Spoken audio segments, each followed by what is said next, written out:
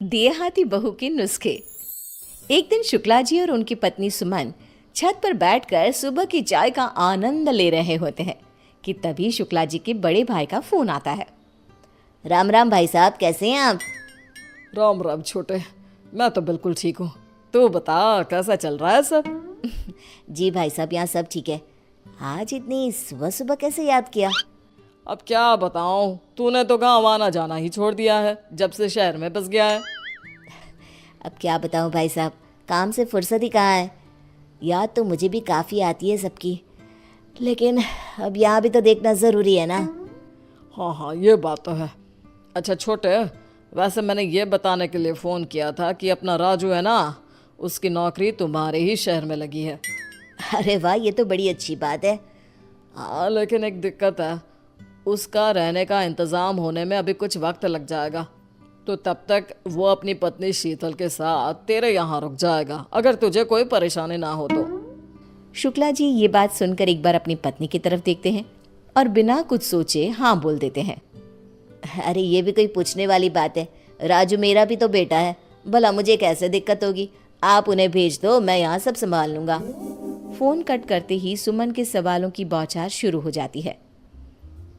क्या बात है शुक्ला जी, बड़ा हाँ हाँ किए जा रहे थे, ऐसी भी क्या बात हो गई? बात तो मैं बता दूं, लेकिन तुम चिल्लाना मत शुरू कर देना। शुक्ला जी सुमन को सारी बात बता देते हैं और बात सुनते ही सुमन का मुंह बन जाता है। वो गुस्से से अपने पति को घूरने लगती है। तुम्हें हाँ कहने की क्या ज़रूरत थी, पहले मुझे बात तो कर लेते। अरे इसमें बात करने की क्या ज़रूरत आ गई, राजू भी तो हमारा बेटा ही है। अगर यहाँ आकर कुछ दिन रह लेगा तो क्या हो जाएगा। जब बात तुम्हारे परिवार की होती है तो तुम्हारे तो तेवर ही बदल जाते हैं। अरे करो जो करना है, मैं तो कुछ बोलूँगी ही नहीं। तुम तो मुझे ऐसे सुना रही हो जैसे पता नहीं कौन आ रहा हो। अरे राजू की बहू आएगी तो तुम्हारी ही मदद हो जाएगी। कुछ दिन तुम भी बहू के सुख ले लेना। हाँ हाँ, देखती हूँ कितना आराम मिलता है मुझे। अगले दिन शाम को दरवाजे की घंटी बजती है। सुमन दरवाज़ा खोलती है। सामने राजू और उसकी पत्नी अपना सामान लिए खड़े होते हैं। सुमन बिना कुछ बोले बस इशारा करके उन्हें अंदर आने को कहती है। नमस्ते चाची जी। नमस्ते चाची जी। नमस्ते, आओ बैठो राजू।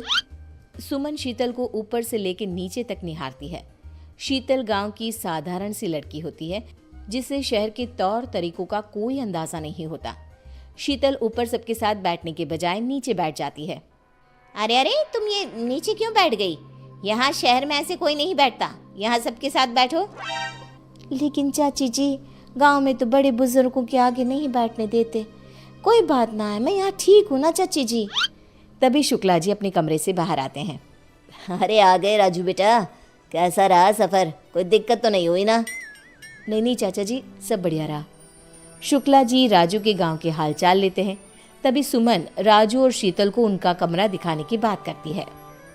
चलो तुम दोनों को तुम्हारा कमरा दिखा देती हूँ। हाँ हाँ, तुम दोनों आराम करो, बाद में बात करते हैं हम। सुमन उन्हें कमरा दिखा कर आती है और अपने पति को सुनाने लगती है। ये कितने दिन तक रुकेंगे?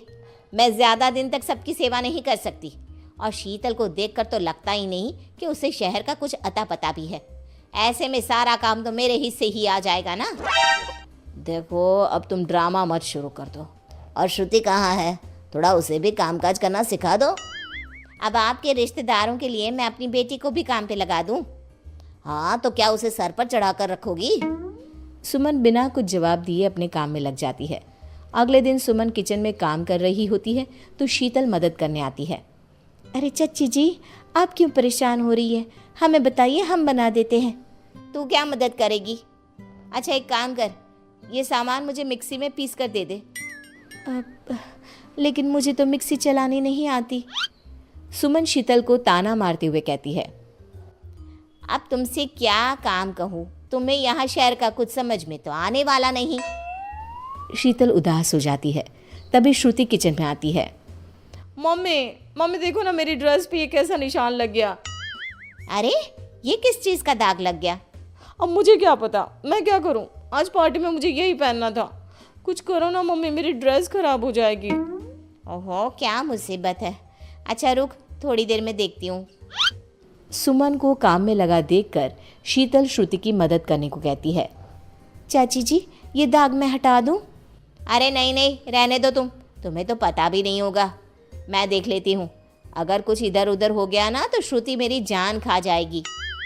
अरे चाची जी, मेरे पास इसके लिए बड़ा असरदार घरेलू नुस्खा है। अरे कोई भी घरेलू नुस्खा यहाँ के डिटर्जेंट के आगे फेल है, फेल। लेकिन हमारा नुस्खा भी किसी महंगे डिटर्जेंट से कम नहीं है। सुमन चिढ़ जाती है और शीतल को ड्रेस से दाग हटाने का एक मौका दे देती है। साथ ही चेतावनी भी देती है कि ड्रेस को कुछ नहीं होना चाहिए। आप चिंता ना करिए चच्ची जी, ड्रेस को कुछ ना होगा। शीतल किचन में से थोड़ा गर्म पानी, नींबू और बेकिंग सोडा लेकर वहाँ से चली जाती है। थोड़ी देर बाद शीतल किचन में आती है और सुमन को ड्रेस दिखाती है। चच्ची जी देखिए तो, दाग निकल गया। अरे वाह भाभी, आपके नुस्खे ने तो कमाल ही कर दिया। मुझे तो लगा ही नहीं था कि ये दाग कभी जाएगा भी, लेकिन आपने कमाल कर दिया। सुमन हैरान हो जाती है, लेकिन शीतल को नीचा दिखाने के लिए उसे सुनाने लगती है। इसमें कौन सी बड़ी बात हो गई, ये साबुन से भी छूट जाता, और वैसे भी ये घरेलू नुस्खे तो मुझे भी आते हैं। लेकिन मम्मी, मैंने भी साबुन से कोशिश की थी, उससे कुछ नहीं हुआ। आप कुछ भी कहो, ये नुस्खा सच में कमाल का था। सुमन का मुंह बन जाता है और वो अपने काम में लग जाती है। ऐसे ही एक दिन शाम को सुमन के घर पे कुछ रिश्तेदार आने वाले होते हैं। सुमन और शीतल खाने की तैयारी कर रही होती है। वहीं शुक्ला जी और राजू भी ड्राइंग रूम में बैठकर बातें कर रहे होते हैं। शीतल देखो, आज घर पे रिश्तेदार आने वाले हैं, तो कुछ भी ऐसा वैसा मत कर देना। ये शहर है और यहाँ के तौर तरीके बहुत अलग होते हैं। अभी तुम्हें समय लगेगा सब सीखने में। शीतल चुपचाप सब सुनती है। तभी सुमन जोर से चिल्लाती है। हे भगवान, ये क्या हो गया मुझसे? इस सब्जी में तो बहुत नमक पड़ गया। अब तो ये सारा खाना बर्बाद हो जाएगा। रिश्तेदार भी आ ही रहे होंगे, क्या करूं मैं?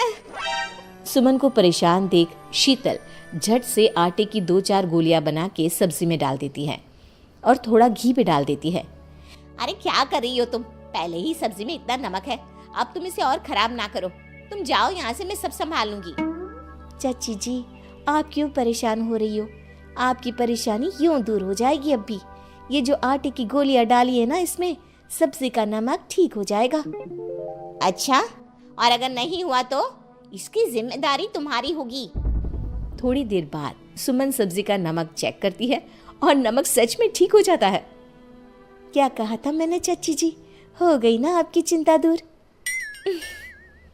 सुमन हंसने लगती है। सारे गेस्ट आ जाते हैं। सुमन राजू और शीतल को सबसे मिलवाती है।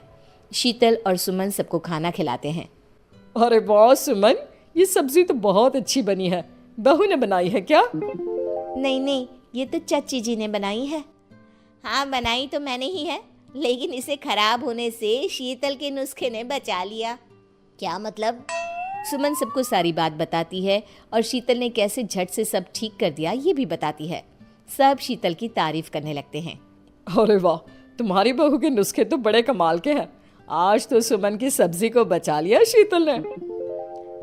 अरे कहीं इसी खुशी में खीर में भी तो नमक नहीं डाल दिया ना तुमने? सब हंसने लगते हैं।